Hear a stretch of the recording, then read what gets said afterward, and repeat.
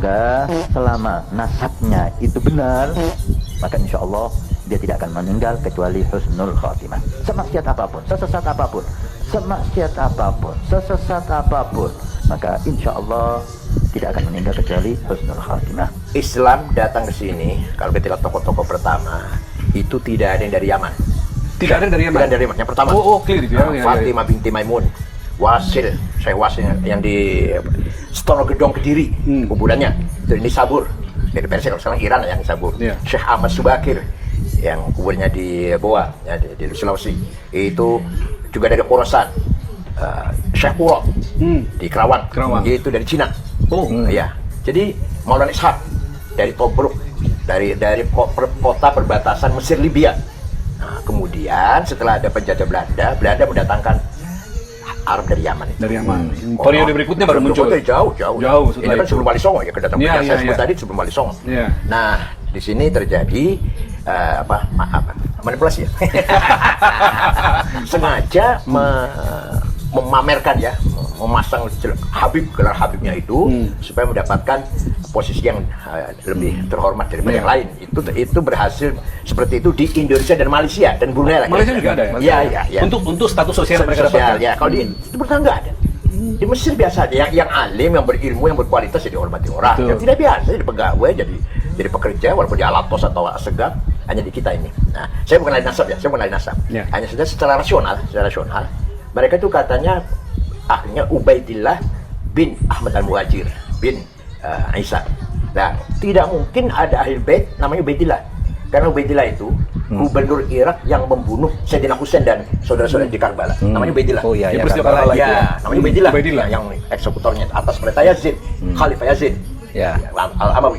Maka ahli bait itu enggak ada namanya Yazid. Cari ada Habib namanya Yazid? Enggak ada. Amr enggak ada. Muawiyah enggak ada lagi malah. Begitu Ubaidillah enggak ada. Enggak ada Habib nama Ubaidillah. Nah, sedangkan itu katanya itu semua ini turunan Ba'alwi bin Ubaidillah bin Ahmad bin Isa bin Muqaddam nanti Ja'far Shadiq. Jadi menurut saya secara rasional saja tidak mungkin ada Habib namanya Ubaidillah. Itu artinya. Tadi saya boleh nasab. Pak Mahfud juga beberapa kali ditanya soal itu kan oleh netizen. Saya itu ya bukan ahli nasab juga, tapi saya membaca filologinya Minahim Ali itu jelas ya.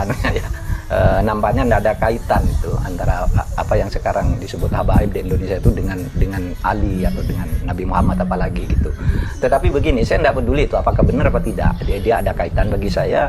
Yang menyinggung rasa nasionalisme saya itu ketika pejuang-pejuang kemerdekaan dari nenek moyang kita itu katanya Habib. Yang menentukan merdeka tanggal 17 itu Habib. Waduh. Jadi klaim-klaim seperti itu yang Pak Mahfud terganggu gitu ya. Ada surat resmi Bung Karno ya, dalam surat menyuratnya dengan Hasan itu dia merasa jengah dengan Habib. Saya nih kok begini ya, Habib nih kok begini ya, merasa meninggikan diri. Saya tidak suka kata Bung Karno. Ada suratnya. Ada suratnya. Nanti bisa dilihat. Jadi Bung Karno itu tidak bersahabat dengan Habib. Bahwa mungkin kenal tuh, ya. Bahkan sesudah merdeka ketemu lalu di foto-foto itu ya. Gitu. Apalagi memberikan posisi yang lebih tinggi, gitu ada itu ya? Iya, ada surat menyurat Bung Karno dengan Hasan itu. Saya nggak setuju.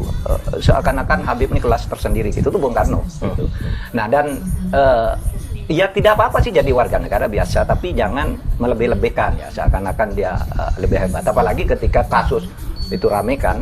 Cerita-cerita bahwa misalnya ya ada seorang Habib itu minta uang ke Kiai di Jawa Tengah gitu, ketika minta 40 juta, saya hanya punya 10 juta, ditempeleng katanya di Madura itu ada seorang punya istri cantik, kalau kamu ingin masuk surga keturunanmu diminta istrinya, dibolehkan gitu. Dan orang-orang di kampung kita biasanya yang merasa bangga banget gitu. Ini sejak kapan kita jadi budaknya orang-orang Yaman? Maka saya sebagai anak bangsa tersinggung, apalagi cerita-cerita hurufatnya itu bisa nurunkan emas. Kalau bisa nurunkan emas banyak di YouTube itu, Pak. Iya, bahwa kalau seorang Habib yang gila itu lebih mulia dari 70 kepala kiai gitu kan ada.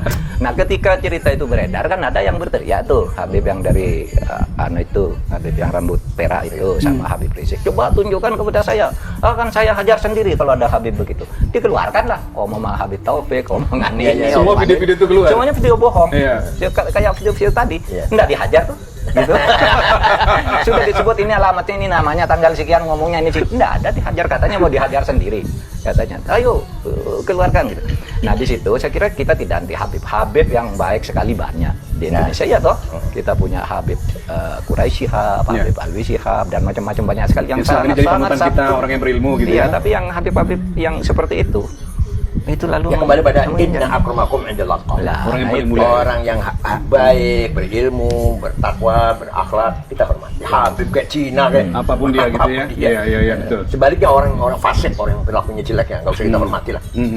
Mengaku sebagai keturunan atau cucu Nabi Muhammad SAW tanpa hak, hukumnya haram dan termasuk dosa besar. Ancaman utama adalah laknat dari Allah, ancaman neraka, serta kehilangan nasab yang sesungguhnya. Hadis riwayat Bukhari dan Muslim menegaskan barang siapa mengaku bukan dari nasab aslinya, maka ia kafir, ingkar kepada Allah Subhanahu wa taala. Berikut adalah rincian dalil ancaman tersebut. Ancaman neraka. Rasulullah SAW bersabda, barang siapa yang mengaku keturunan kaum lain padahal dia tahu dia bukan ayah kandungnya, maka surga haram baginya.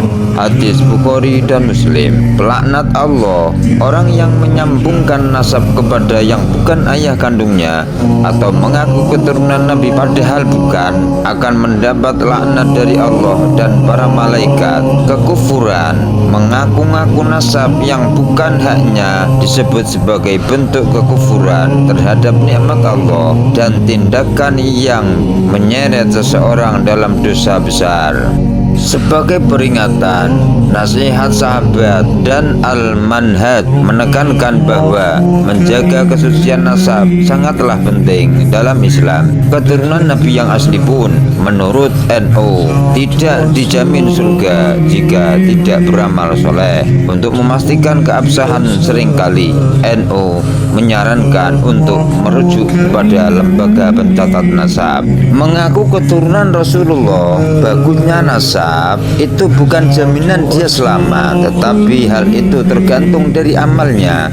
Apakah amalnya sesuai dengan petunjuk Nabi Muhammad SAW atau malah menyelisihi Nabi Muhammad? Di kalangan kaum muslimin, khususnya di negeri kita ini, sering kita mendengar bahwa ada seorang tokoh yang merupakan keturunan Nabi Muhammad dan dipanggillah tokoh tersebut dengan sebutan Habib. Bukan gelar ini mereka buktikan dengan sigma nasab yang mereka miliki yang bertemu dengan nasab Nabi Muhammad, atau dibuktikan dengan semacam ijazah atau sertifikat. Ironisnya, gelar nasab ini seolah-olah menjadi kartu truf yang akhirnya menjadi dalil halalnya segala perbuatan yang mereka lakukan, baik perbuatan yang telah jelas merupakan kemaksiatan, perbuatan bid'ah dalam agama, bahkan sampai kesyirikan. Tidak boleh mengaku-ngaku bernasab kepada Nabi Muhammad jika ternyata memang tidak ada hubungan nasab.